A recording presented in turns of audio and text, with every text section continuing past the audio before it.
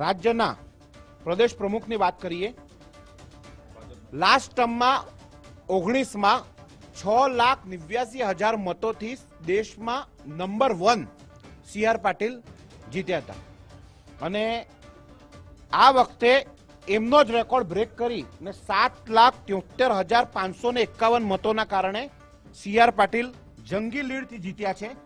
હવે આમાં આ બેઠકના ઉપર મેં પ્રવાસ કરેલો છે એટલે હું તમને કહું છું, સી.આર. પાટીલ જે જીત્યા છે એ ફક્ત ને ફક્ત એમના ગ્રાઉન્ડ ઝીરો વર્કના કારણે જીત્યા છે।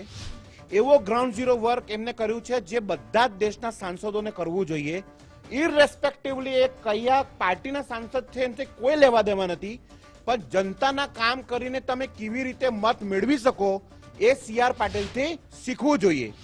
મુફદ્દલ તમે બાજુમાં સી.આર. પાટીલને પ્લેટ ચલાવજો અને જો વિજય ચાવડા અહીંયા આવ્યા હોય તો અહીંયા ન્યૂઝ રૂમ વોર રૂમમાં આવે, એમને આપણે પૂછીશું કે નવસારી બેઠક ઉપર એવા કયા કામ સી.આર. પાટીલના હતા જે બધા સાંસદોને કરવા જોઈએ। સૌથી પહેલાં નવસારીની અંદર અમે પ્રવાસ કર્યો ત્યારે અમે જોવા મળ્યું કે દરેક ગામડાઓનો અમે વિસ્તાર કર્યો।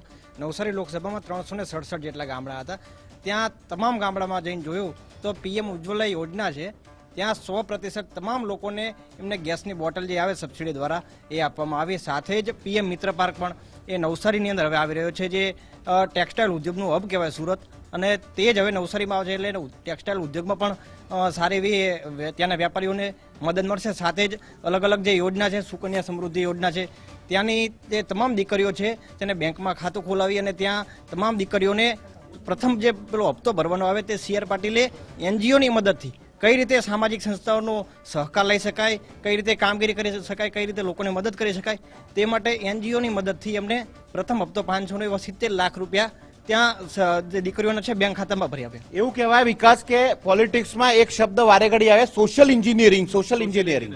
પણ નવસારી બેઠક ઉપર જઈને શીખવું જોઈએ કે ફક્ત સોશિયલ એન્જિનિયરિંગ નહીં, સોશિયલ વર્ક એન્જિનિયરિંગ કેવી હોઈ શકે એ સી.આર. પાટીલને ત્યાંથી શીખવી જોઈએ, જે એમને કરી બતાવ્યું છે।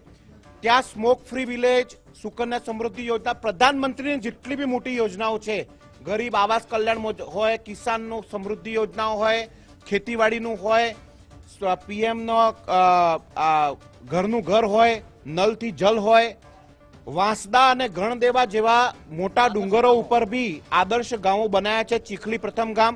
એટલે સી.આર. પાટીલના કાર્યોને જો આપણે યાદી બનાવીએ તો ભારતીય જનતા પાર્ટીના પ્રમુખ તરીકે નહીં, કોઈ પાર્ટી તરીકે નહીં, પણ એક સાંસદની કાર્યશૈલી સી.આર. પાટીલને જેવી હોવી જોઈએ તો દેશનું કલ્યાણ થાય એ ચોક્કસથી વાત છે।